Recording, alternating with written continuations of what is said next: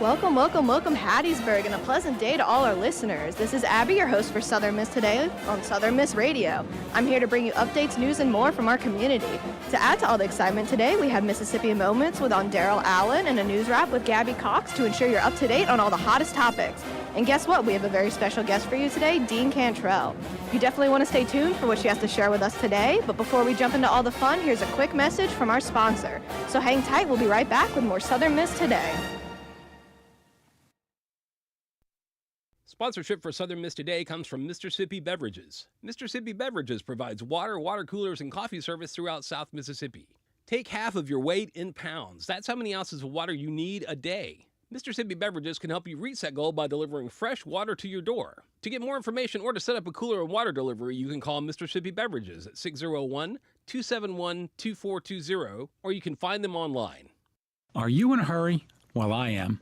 But as a paralyzed veteran, I had to overcome incredible challenges just to regain my independence and return to work. Finding a parking space shouldn't be one of them. Illegally parking in spaces reserved for people with disabilities is not only wrong, it's against the law. So please, think twice before pulling into a reserved parking spot. Even if it's just for a minute, it's 60 seconds too long. This has been a public service announcement from United Spinal Association. Welcome back. In campus news, the University of Southern Mississippi and the city of Hattiesburg are excited to remind the community that Eaglepalooza is returning to downtown Hattiesburg for the first time since 2019. This highly anticipated free live music event is set for Friday, March 28th at 7 p.m., kicking off an exciting HubFest weekend. A press conference announcing the event's return was held February 19th, where university and city leaders expressed their enthusiasm for reviving the beloved tradition. Eaglepalooza has always been a cornerstone for the Southern Miss spirit. Bringing this event back underscores our commitment to fostering a vibrant student life experience both on campus and throughout our community, said Southern Miss President Dr. Joe Paul.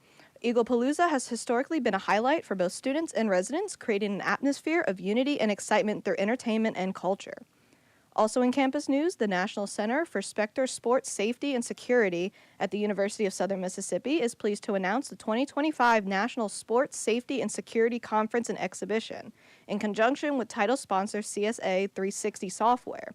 The event will take place June 30th through July 2nd in 2025 at the JW Marriott San Antonio Hill Country Resort and Spa in San Antonio, Texas. The 2025 conference theme, Setting the Standard, focuses on defining and implementing the highest levels of safety and security practices for sports and special events. This year's conference seeks to inspire a proactive approach to advancing safety and security programs by integrating people, processing, and technology. Attendees will explore how to create a culture of safety, build trust with stakeholders, and respond efficiently to emerging threats while striving to set a new standard for excellence in safety and security. In Mississippi news, it's been a week now since nearly 20 tornadoes ravaged parts of Mississippi, and volunteer organizations remain on the ground in the impacted counties, helping provide necessities and assistance in cleanup efforts. One special nonprofit, Mercy Chefs, is focusing on keeping victims and volunteers fed in counties. The damage here is just too utter, said Gary LeBlanc, Chief Executive Officer and founder of Mercy Chefs. We're sending food out from a central location to 3 different counties using a distribution system we set up over the years to give hot meals to as many people as we can, also, said LeBlanc. Last week, severe weather disrupted the lives of Mississippians all across the state. With more than 800 homes damaged or destroyed, residents are in desperate need of basic necessities. Mercy Chefs, currently set up in Tylertown, is making those folks know, for now, where their next meal will come from. We make meals that are familiar to people. Sometimes we'd sit around the table and eat as a family, said LeBlanc. Over the last 18 years, Mercy Chefs has served more than 28 million globally, assisting in more than 300 disasters. From linemen restoring power to residents who have been left without a home, Mercy Chefs offer well-balanced and nutritious meals. And even though communities are grieving and putting pieces of their lives back together, LeBlanc said being able to come together in a time of need was huge. Also in Mississippi news, in partnership with Feeding the Gulf Coast, one state representative organized a food distribution on Saturday for those in need of assistance. The project also serves as a community service project for high school students from 3 different states. Boxes, bags, you name it. Anything that can help carry more than 30,000 pounds, good Lord, of food was hauled around the Good Deeds Community Center in Gulfport to prepare for cars. Oh my God, wrapped around the parking lot. I am so sorry. I cannot talk today. They are in town representing Pathways to Leadership, a program at the University of Southern Mississippi's Trent Lott Leadership Institute. The package boxes will feed around 450 families with up to 4 family members. That's your news update from Southern Miss Today. We'll have the latest in sports and weather, so stay tuned. We'll be right back after a word from our sponsors. Sponsorship for Southern Miss Today comes from Mississippi Beverages. Mississippi Beverages provides water, water coolers, and coffee service throughout South Mississippi. Take half of your weight in pounds. That's how many ounces of water you need a day. Mississippi Beverages can help you reach that goal by delivering fresh water to your door. To get more information or to set up a cooler and water delivery, you can call Mississippi Beverages at 601-271-2420, or you can find them online. To the big-hearted, the bold, the teachers, the growers, the builders, the change makers. We need you. We are the Peace Corps. In more than 60 countries, we go the distance to make a difference. We're volunteers, partners, communities, bringing our experience, joy, and passion to building a better world together. Are you looking for more? Then we are looking for you. Join us at peacecorps.gov. Welcome back with our action-packed sports segment. Let's dive into the latest scores, highlights, and sports. Get your jerseys on because it's game time. Today, Wednesday, March 26th, the softball team will be playing against Mississippi State. On Friday, March 28th, track and cross country will be at the Southern Miss Invitational until Saturday, March 29th. The beach volleyball team will be at the Sun Belt Mid-Season Tournament until March 29th as well. And the baseball and softball teams will be playing against South Alabama. On Saturday, March 29th, the women's tennis team will be playing against Texas State, and the beach volleyball team will be playing against ULM. On Sunday, March 30th, the men's tennis team will be playing against Georgia Southern, and the women's tennis team will be playing against the Raging Cajuns.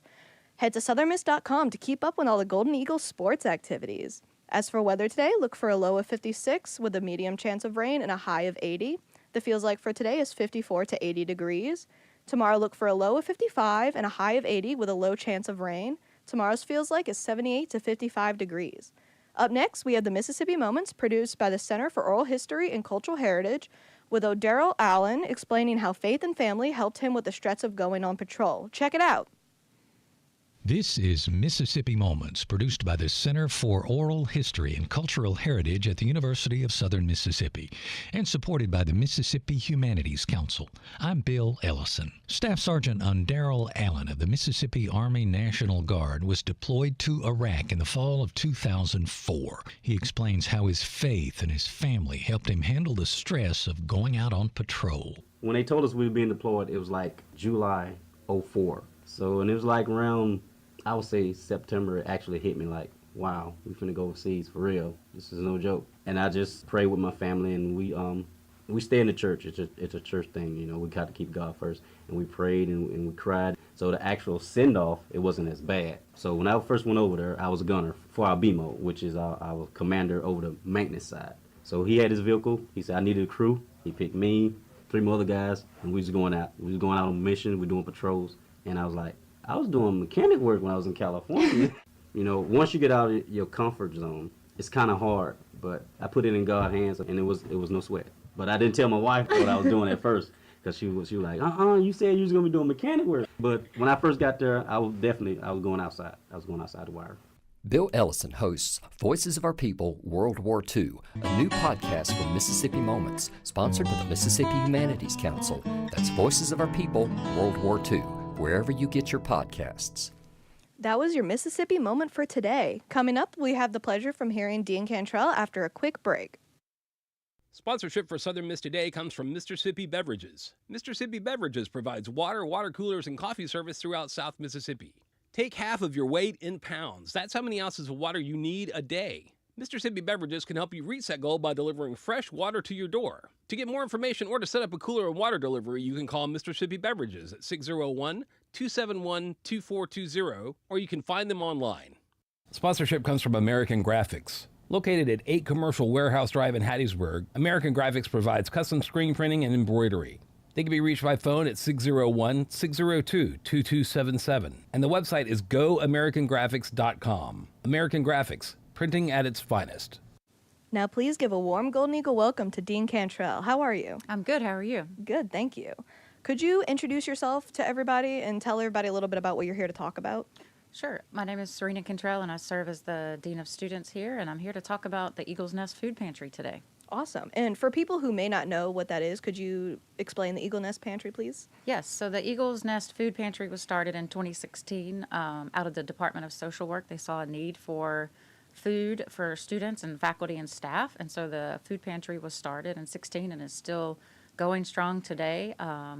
It's open on Fridays from 9 to 4, and it is open to faculty, staff, and students. Okay. And would students or students or faculty need to present an ID, or is there some form of verification that's needed for this? For sure. We do ask that you bring your student ID or staff ID with you. We do track who comes in the pantry, and we also weigh the food that goes out so we know how much we're sending out the door each week. And it keeps us to be able to justify having the food pantry on campus. Okay. Could you tell everybody where it is located? Yeah, it's a difficult location to explain. I'll do the best that I can. If you know where Subway and Chick-fil-A is, and if you go out the doors towards the football stadium, it is a yellow door on the side of the building, and there is a sign that says Eagle's Nest. And so it's kind of hard to find if you don't know, if you're not looking for it. You'll walk right by it if you don't see it. But there is a sign, and when it's open, the door is propped open, so you can see that it's open. And we do put a sign outside the door as well to show people where they're going. Okay. I remember I did one of my news things last semester was on something. I think there was a big donation of food or something, and I was like, didn't know that was there, and I couldn't figure out where it was, and I think I was walking. I was like, I'm gonna find it, and walked around, because I remember it on the website. It says across from the football field and in the basement or something. It's really weird. weird, yes. And it's very vague directions. I was like, well, how am I supposed to get there? Yes. It's considered the basement of the hub. Yeah. But if you say that, they don't know. People don't know where that is. So I always say, go out the doors, take a right. It's right there. You can't miss it. Yeah, because especially with hills of Mississippi, yes. it's on the ground floor technically, but it's considered the base. Yes. Yes. And then everyone's like, oh, well, I got to go find a set of stairs to go down, but there's no stairs. Right. And yeah. It actually used to be the old bookstore, is what I've been told. Oh, was it in place of Barnes and Noble? Yes. Well, I don't know. Yes. Interesting. That is also a weird place for that. That's a weird place for anything that's not connected to the. Yes, I agree 100%. They put that computer repair place in. I feel like that might have been a better place to put the food pantry. Yeah. Sorry, not dogging on the people that, not to get the people that that are working that at all, but I feel like maybe better. Yeah. Because I feel especially about the food places. What resources can students and faculty use to learn more about the Eagle's Nest? We do have a Facebook page. It is monitored by our student staff. I have 2 interns or graduate assistant, depending on the semester, usually operate the pantry for us. It's their field placement, so that's a great place for them to come and do that. And then also we have some information on the website. We have some brochures we could give to any department that might need those. If they have a brochure rack, we'll give those out. And just call the Dean of Students office if anybody has questions. That's where it kind of operates out of. And we have an email address. It's simple eaglesnest@usm.edu. Okay, awesome.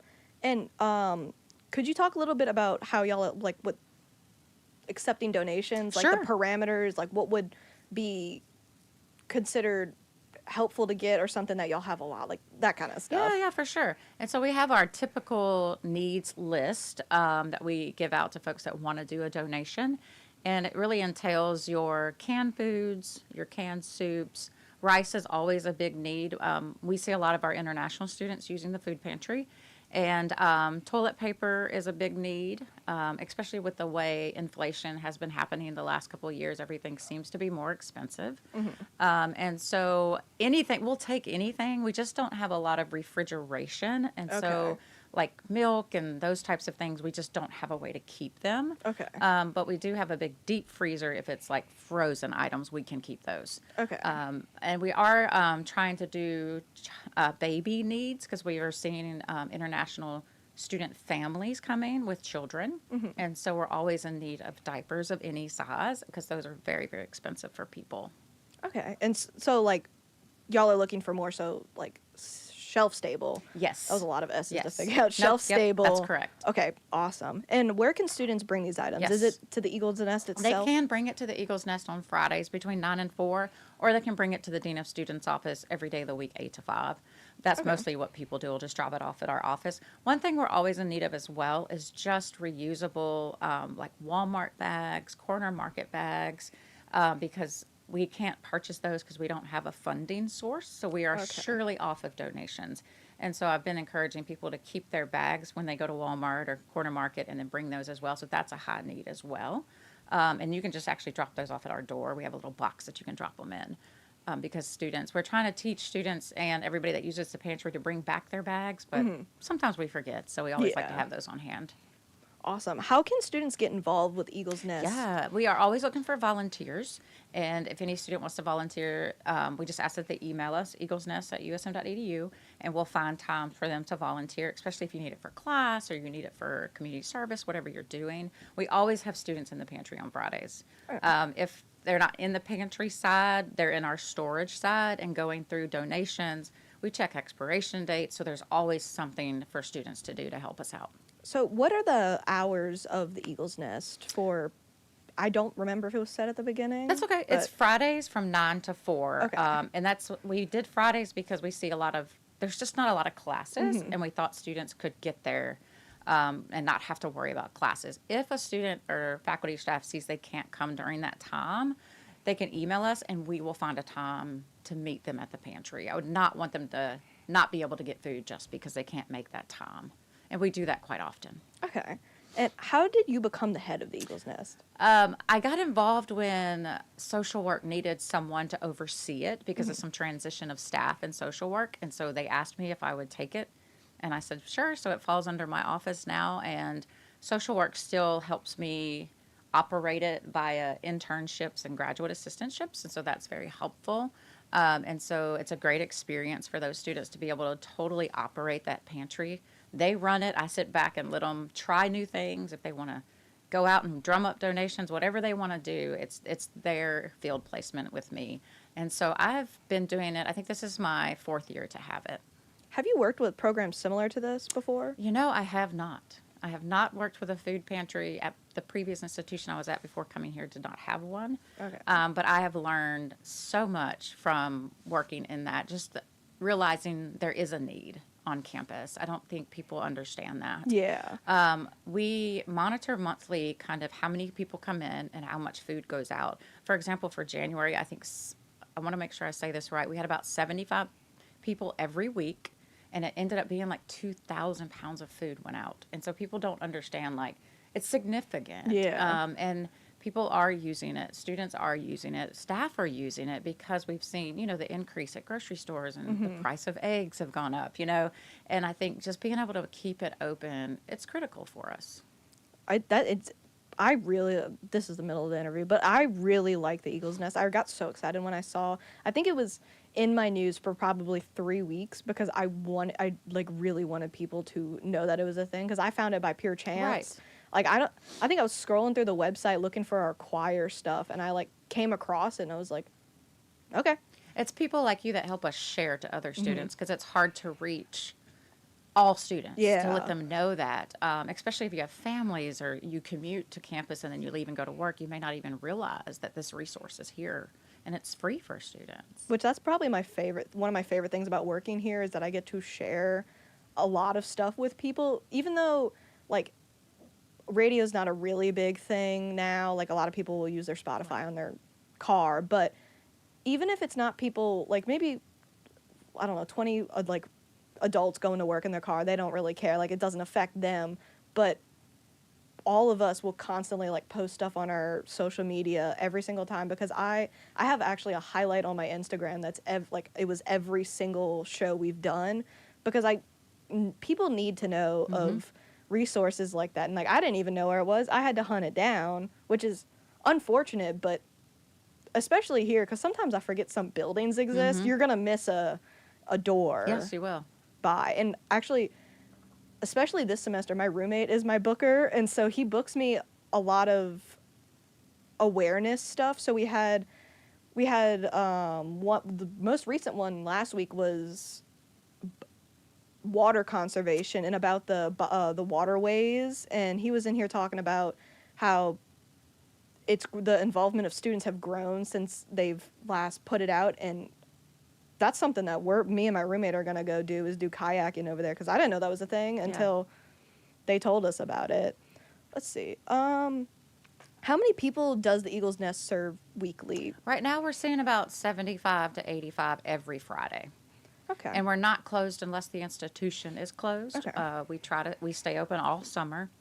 And so we don't, close for the summer. I think we closed one Friday over Christmas winter break.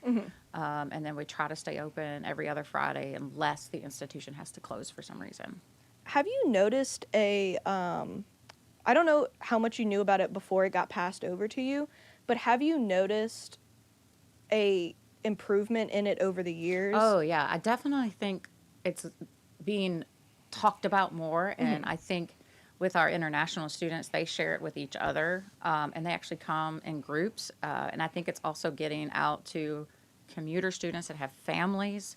So we try to push it as much as we can so students will know that it's there, and staff and faculty will know that it's there. And we've never had an issue not being stocked and full of food. And so that's been definitely a blessing, obviously, since we purely off of donations. We got a huge donation this week from a student organization. So student organizations are very important to us to be able to continue to have that service for people. And I know you did mention that y'all haven't run out of food, but have y'all seen any problems with people misusing the pantry? I would say I think we're helping educate students that it's for emergency needs. Now, I do think there are some students that use it every week, and that's okay. I'm not going to turn you away, right? I don't know. We don't know what you're going through. And so we don't turn people away unless they don't have their ID. That would be the only reason. Because we do have a lot of community people that will want to use the pantry, but we always refer them to the pantries in Hattiesburg because there's several in town as well. There's one right over the bridge, isn't there? Yep. Okay, There's a couple in town that community people can use. Okay. And so we try to gear them to those. Yeah. Okay. How, if there was hypothetically an issue with growth of people abusing the nest, what would happen? Because obviously shutting it down would hurt more people. Right. I think if we noticed it, I could always have a conversation with individuals. I think that would be the best way. Let's figure out what's really going on. What is the need, and maybe just educate people. I just think people don't understand sometimes that it's supposed to be a temporary for you, but some people's struggles go longer than temporary. And so I would never want to turn someone one away unless I've thoroughly thought about they're abusing it. And I think the people that come in now don't overget food, if that makes sense. So the pantry has limits on items. So you can't come in and take 20 jars of our peanut butter, okay? You can take one a week. And so there's limits on things, and that's how we stay operational. Okay. And so getting new students we educate them about the pantry and the limits and why that is. And then you see them come get a few items. It's not 40 pounds every time. So I think, the students that are, and the faculty and staff that are using it now, they need it.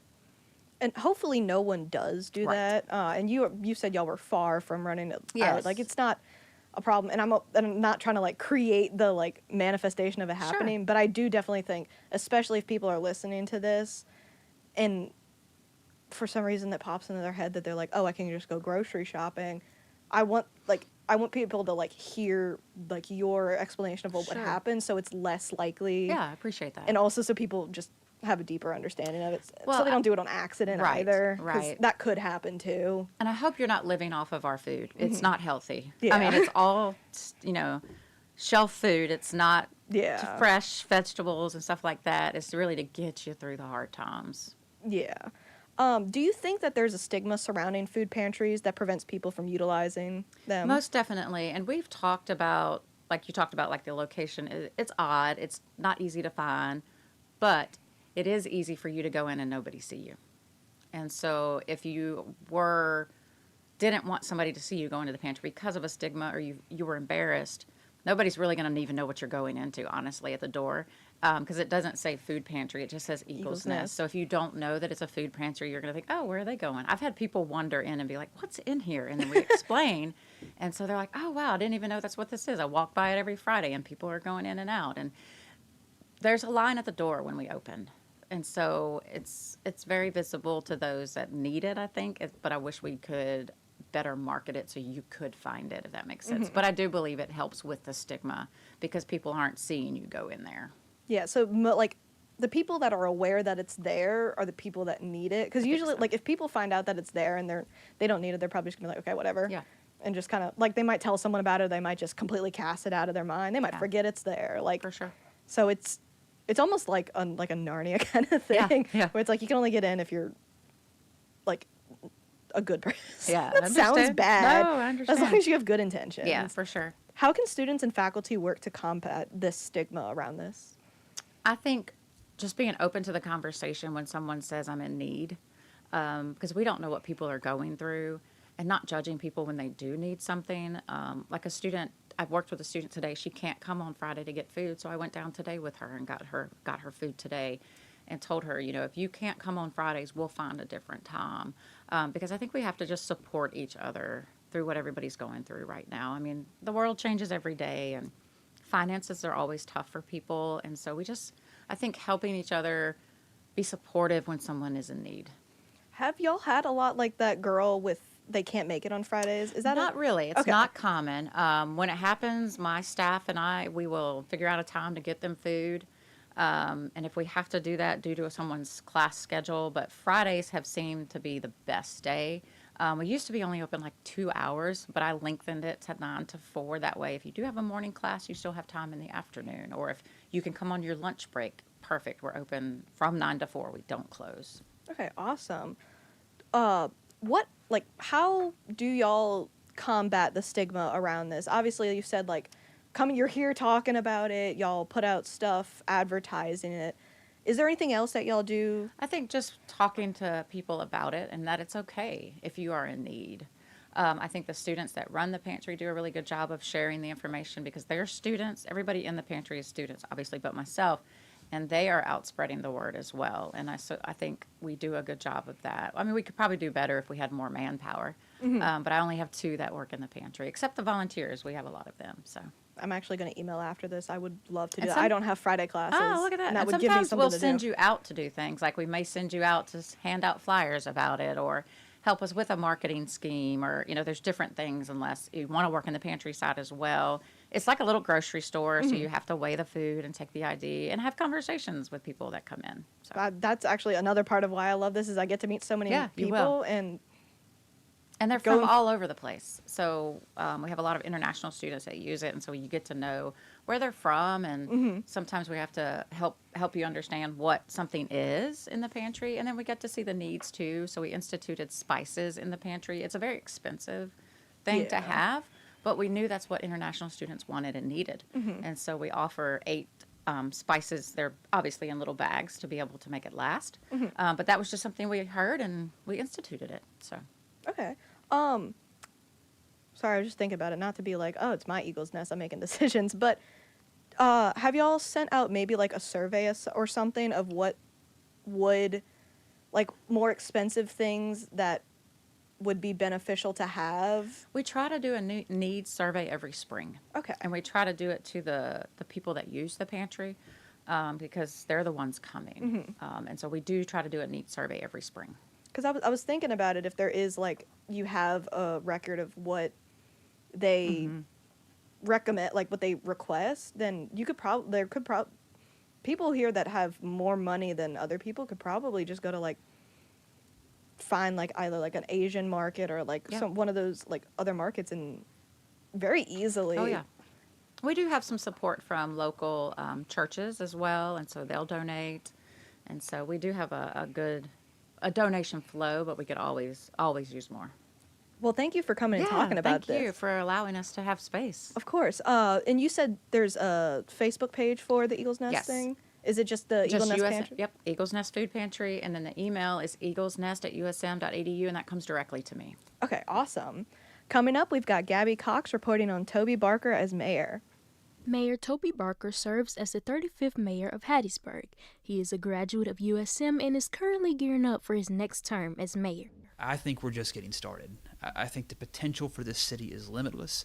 And as we approach the 150th anniversary in 8 years of Hattiesburg, we want it to be at a completely new level that makes it poised to go and compete with all those regional places that sometimes we lose that talent to, like New Orleans, like Mobile, Baton Rouge. We think we can compete at that level. And so I'm just excited about the future. Valencia Hill gives her perspective and talks about why she likes living in Hattiesburg. So something I like about Hattiesburg is that there's like a lot of things to do. There's a lot of stores here that I've never been to, or a lot of restaurants. So I find it pretty cool. I actually found this new ice cream place today with my friend that I've never been to before. So I like how there's plenty of things to do. Toby talks about why he wants to encourage USM students to stay in Hattiesburg after they graduate. We hope that students will consider staying in Hattiesburg after graduation. We'd love to help them be part of that and try to help them find employment. And I just think there's a lot to be had here in our city. I do plan to stay here after I graduate. Like I said, I'm from a smaller town. I'm a psychology major. There's more opportunities here for me than Meridian. We will look forward to what's to come for both Hattiesburg and USM. Gabby Cox, SMTV. Thank you for listening to Southern Miss Today on Southern Miss Radio. We're thankful for Carl Wilson, our audio engineer, and Gabby Collier, our film producer, for keeping this bird soaring.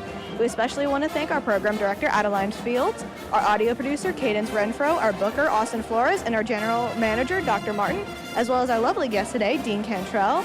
That's all for today on Southern Miss Radio. Thank you for listening, and remember,